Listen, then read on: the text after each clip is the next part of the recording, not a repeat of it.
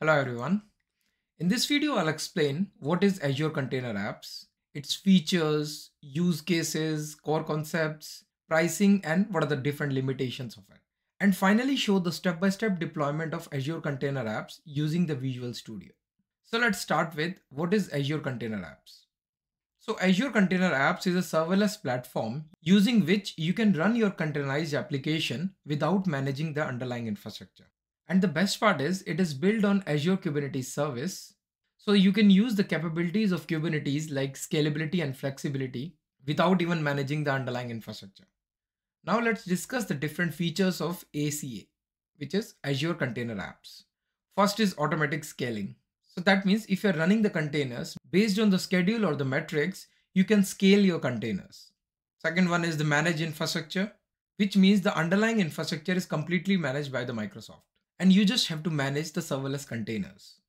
It provides the microservices support, which means you can break down your application into different microservices and then integrate it using the different features because it supports KEDA and DAPR, which is Kubernetes event-driven architecture, as well as distributed application runtime. So the scaling and the state management is supported in ACA, and this is the reason you can run your microservices smoothly. It also supports to use the custom domain and the SSL certificates. And using the environment variables and the secret features, you can enhance your security of ACA. Another important feature is the event-driven applications because it supports Kubernetes event-driven architecture.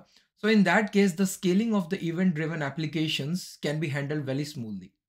ACA is cost efficient because you pay for what you use. It has a global availability, which means you can deploy the Azure Container Apps in different regions. It has native support of monitoring and logging. So using the Azure Monitor or the Log Analytics workspace, you can collect all the diagnostic logs as well as the metrics. And ACA can be easily integrated with the developer tools like CI/CD pipelines or the container registries. So all these features makes ACA a perfect fit for most of the environments. Now let's discuss the different key concepts of Azure Container Apps. So the first one is plans. So when you deploy the ACA, there are two options, whether you use the consumption plan or the dedicated plan.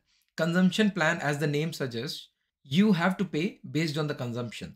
So it's charged based on the vCPUs as well as the memory. However, in the case of the dedicated, you create the workload profile, which means you have the option to choose the underlying virtual machines, whether they are memory optimized or GPU optimized.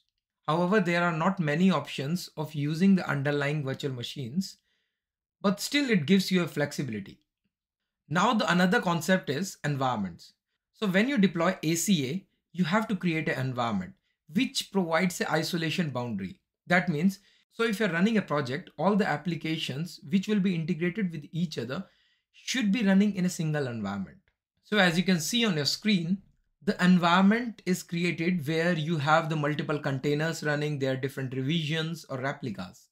And you can deploy the environment into the virtual network, using which you can integrate your applications or the microservices within the Azure environment as well as on-prem. Now there is another use case of using the virtual network in the environment if you want your network data to be filtered through IDPS, intrusion detection prevention system, or through the firewall. So in that case, you should deploy your environment into the virtual network. Next concept is containers. So within the environment, you create different containers. Containers use the different runtime and different supported languages, which means in the single environment, you can create multiple containers which are running on the different runtime environment. Because ACA supports scaling, so you can create the multiple replicas of those containers too.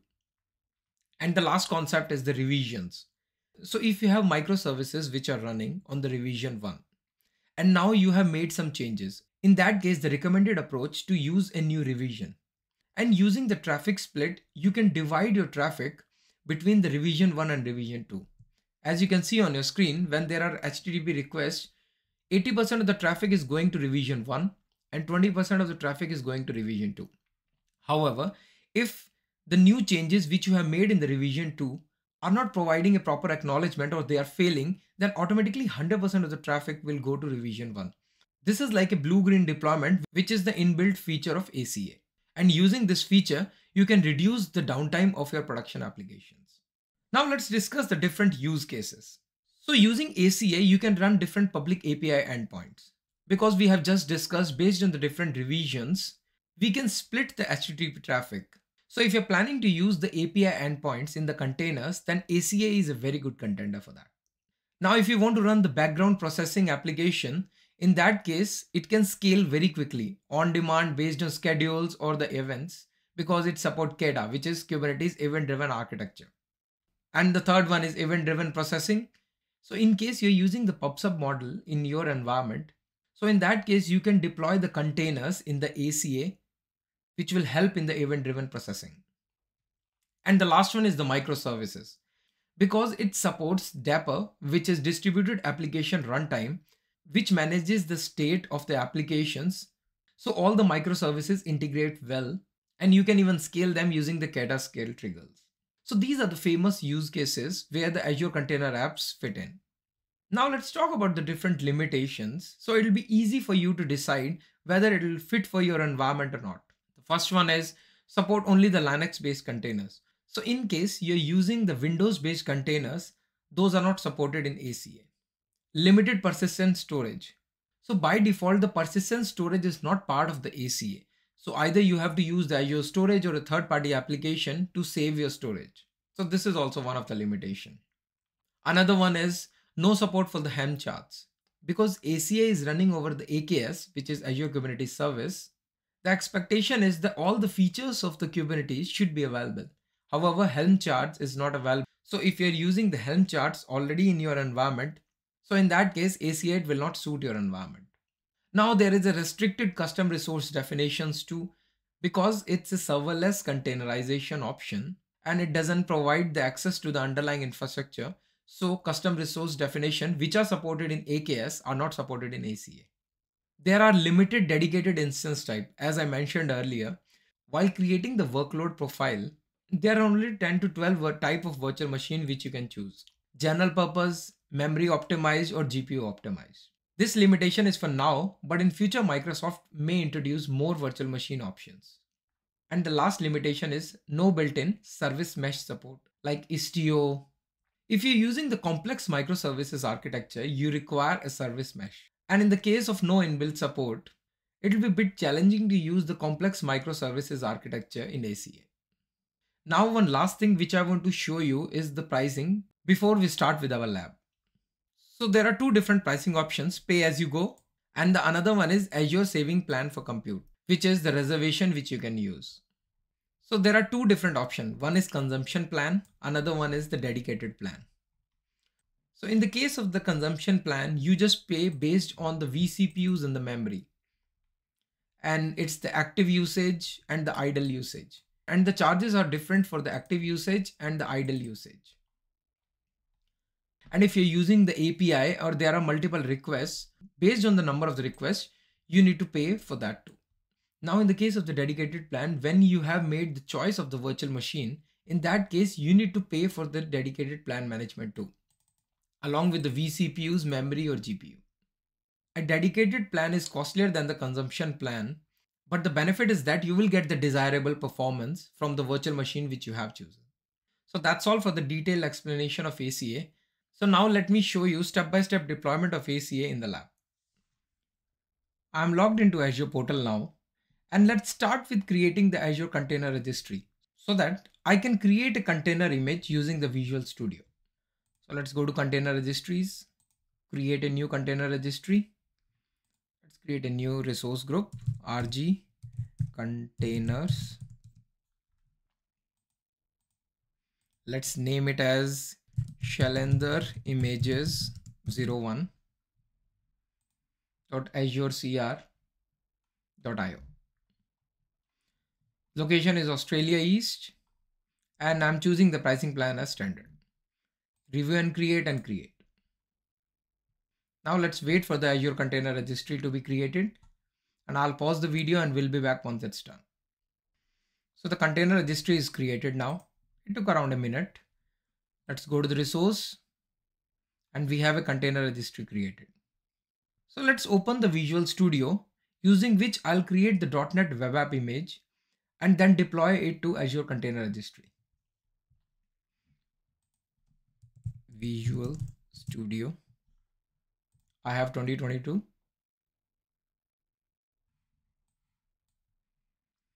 Create a new project.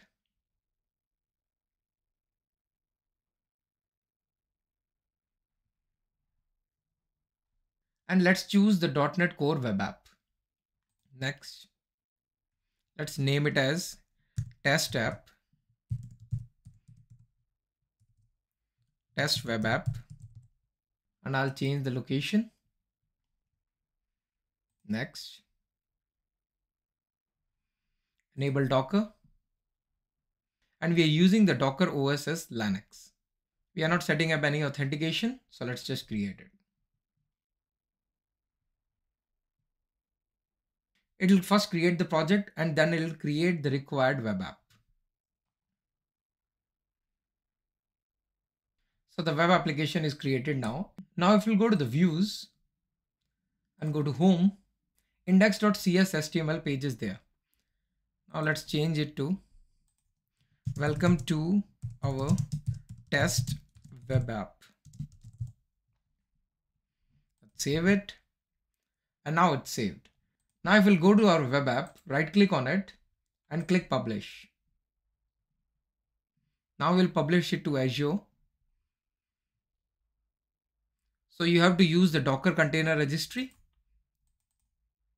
And in the Docker Container Registry, I'm choosing the Azure Container Registry instead of the Docker Hub because we have just created the container registry. Next. Because I have already signed in, I have to re-enter my credentials. However, you may need to sign in if you are first-time user.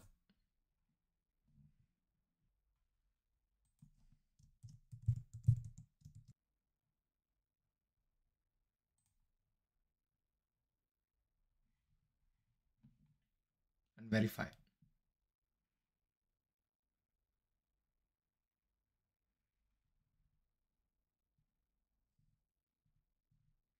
I'm logged in now. It's showing my subscription. And in the RG containers, we have created this Shalendar images.01. Next. I'm going to use the .NET SDK. Finish. And it's creating the profile and it will be published soon. Let's publish it. And it's publishing to container registry. The build has started. So once the build will be finished, it will start publishing. The build has completed. Now the publish has started and it's publishing to Azure Container Registry. So let me pause the video and we'll be back once it's done.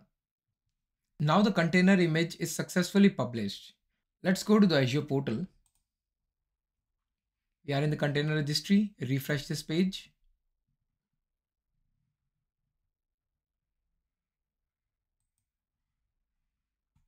And if we'll go to the repositories in the services, we can see the test web app repository is there. And there is the latest image which is created. During the creation of Azure Container Apps, we'll use this container image and deploy the web app in ACA. Now let's look for Azure Container Apps, and create a new container app.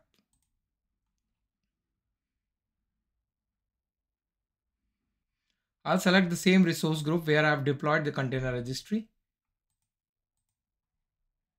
RG containers. Let's name this app as Shalendar Web App. So we'll use the container image. And the region is Australia East. And I'll create the new container apps environment. Create new. Let's name it as test env. We can enable the zone redundancy. For now, I'm just disabling it. And in the workload profile, by default, it creates the consumption profile. However, if you want to create a dedicated profile, just give it as test, choose a size, and these are the different instance options which are available. General purpose, memory optimized. But if we'll enable the preview for this option, in that case, you will see the GPU option too. I don't want to add anything here. So let's go back. In the monitoring, You can either choose the Azure Log Analytics or the Azure Monitor. And in the networking, if you want to deploy the environment into the virtual network, then you can deploy it from here. I'll just create the apps environment. Now a new environment will be created with the name test env. Now go to the containers, and in the container, let me select the container registry. And it's showing that you cannot access the ACR because the admin credentials on the ACR are disabled. Let me enable it. Let's open a new tab and open the container registry there.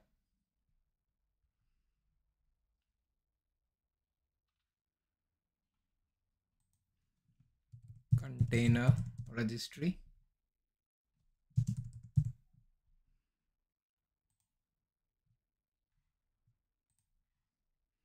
This is the one which we have created. Now in the settings, go to the access keys and enable the admin user. It will provide the username and the password. Let's go back to our container app. Go to the previous one. Next. Now let's load. And this time it's showing the image test web app. And we are using the latest image tag. And deployment stack is generic. And because we are using the consumption workload profile, so it will use the 0.5 CPU, 1 GB memory. And there are no environment variables, we are setting it up. Next is binding. So we are not binding this container app with another container app. So I'll just go next. Now in the application ingress setting, you have to enable the ingress because I have to test this web app from my environment. So I'll be accepting traffic from anywhere. I'll check the insecure connection for now and leave the session affinity to be disabled. Next, review and create and create. The deployment has started now, and I'll pause the video and we'll be back once it's done. Deployment is completed now, and if we look here, first the container apps environment is created and then the container apps. And it took around 5 to 10 minutes because in the backend, Microsoft spin up Azure Kubernetes service. So let's go to resource.